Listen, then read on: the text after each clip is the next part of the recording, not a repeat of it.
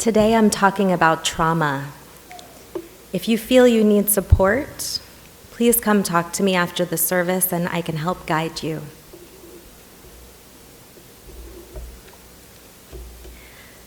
Johnny grew up in Baltimore, where he watched his mother do her best to navigate her marriage to his father, a man who lied, cheated, and hurt her. His addiction and his lies put their family into financial crisis. As a teenager, he stood up to his father, who retaliated with gunfire, bullets intended for his own son. Ruby and her 4 siblings grew up in Nevada, all of them working together to push their dresser in front of their bedroom door to barricade themselves inside and away from their father's violence. They would all get in bed together, listening as he hurt their mother, assuring each other that they would be okay if they just stayed together. Olga grew up in Minnesota, where she and her mother survived her father's abuse. He trained her brothers to abuse her as well. There was no safe place. Dissociation allowed her to separate from the pain, fragmenting these experiences into distinct personalities. William was 10 years old, living in the DC area, when he witnessed the murders of his mother and 12-year-old brother at the hands of his mom's ex-boyfriend in their family living room. The killer took his own life that day, but not before making William beg for his own. Most of society's children are exposed to violence in their daily lives, either directly or indirectly. And over half experienced violence in the past year. Lifetime rates are 1/3 to 1/2 higher than that. But Casey, you're thinking, I thought you were going to talk about resilience. This is awful. This doesn't feel good. But this is what I want you to know. Trauma is a part of life. It is a common human experience, one that's largely overlooked when we talk about our lives or when we attempt to understand and explain human behavior. We overlook it because our cultural norms set us up to do so. In our culture, nobody wants to be a victim. Even for those who are, we resist the term.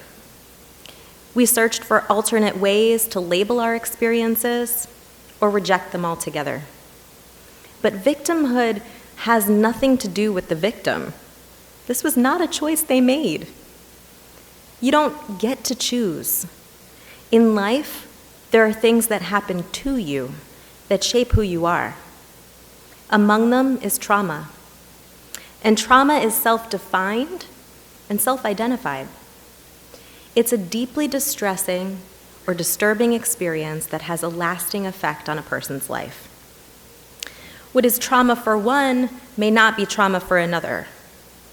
Every one of us knows what those hurts are, the ones that stay with us, even today.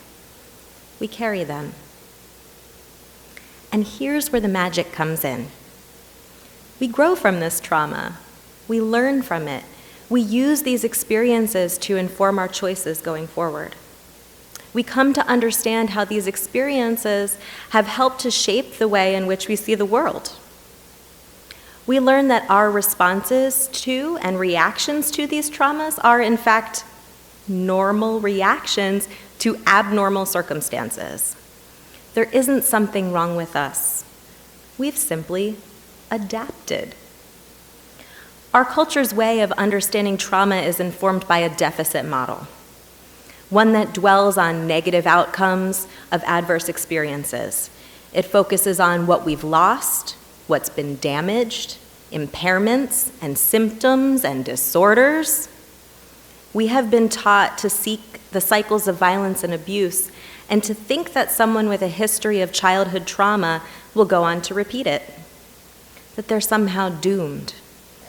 And our reactions to these stories serve to perpetuate this cycle, trapping people with our expectations of their future. And these low expectations lead us to be shocked when a person emerges resilient, when they break free and follow a different path. But resilience isn't shocking. It's not even something that some people have and others don't. It's not a trait. Resilience is an innate ability for adaptation that lives inside every single one of us. We are built this way to survive the trauma and hardship that will inevitably come our way in life. We all have the capacity to sustain our own well-being in the face of adversity. It's a human capacity that we can nurture and develop our whole lives long. So here's another statistic for you. A half to a third of children exposed to trauma go on to achieve successful and well-adjusted lives. Resilience is ordinary. Imagine that. The deficit model that we've historically used to understand adverse childhood experiences is incomplete. In fact, these experiences allow a person to develop specialized skills for adaptation. It's called post-traumatic growth. It's a thing. Google it. As Rumi said, the wound is the place where the light enters you. Each of the stories I shared earlier holds evidence of this principle. Johnny, he learned to be brave. Ruby learned the power of family bonds. Olga learned the protective capacity of her brain. William learned his own strength. These are the stories of my colleagues, all who served together with me on the Adult Children Exposed to Domestic Violence Leadership Forum, which is a project of the National Resource Center on Domestic Violence. The forum is comprised of advocates in the movement to end gender-based violence who identify as having experienced domestic violence in childhood. It was established to amplify the voices and experiences of children to enhance our work to end domestic violence. So today, Johnny teaches criminal justice at Coppin State University after retiring from the Vera Institute of Justice.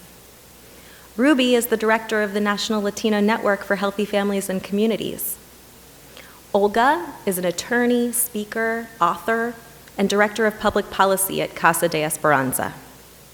And William, of the William Kellebrew Foundation, is a global advocate for human, civil, children's, and victims' rights. These amazing advocates have accomplished great things in their careers, but what makes their work so powerful is the fact that they bring their whole selves to it. They have incorporated their experiences of trauma, bringing all of the strengths and all of the assets from those experiences to their work. Now, this is not to say that each of their lives follows a smooth and upward linear path, because it does not. I've never believed in fairy tales, and I'm not going to tell you one now. But our lives are ever-evolving narratives. And so is the pathway to resilience. And so is the equally important parallel process of healing. As we encounter new traumas and new challenges, our resilience capacity ebbs and flows. Resilience is a process in that there's no end. There's no point at which a person can declare, I'm done, I've achieved resilience. There's not a completion certificate. But there are things we can do that we can practice that will help us on the path. By building our own capacity for resilience, we actually can help foster those adaptive skills in the people around us. There's power in modeling that important process.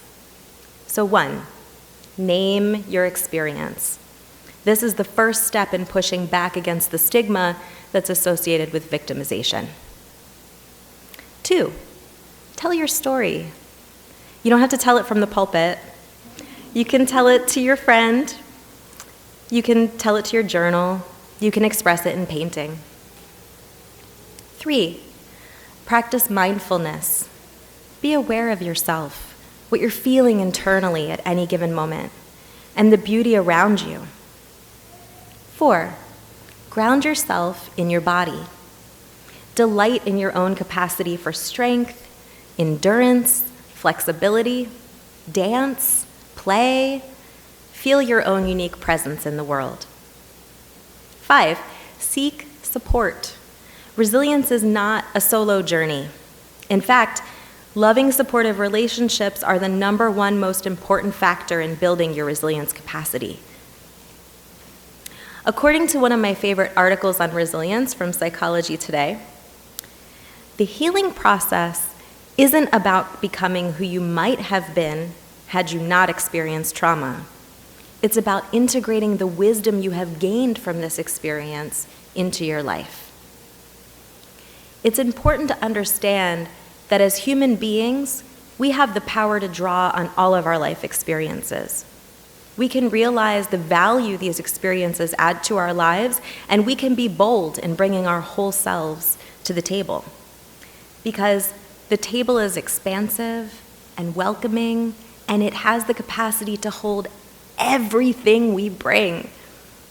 Everyone sitting at that table is richer for it.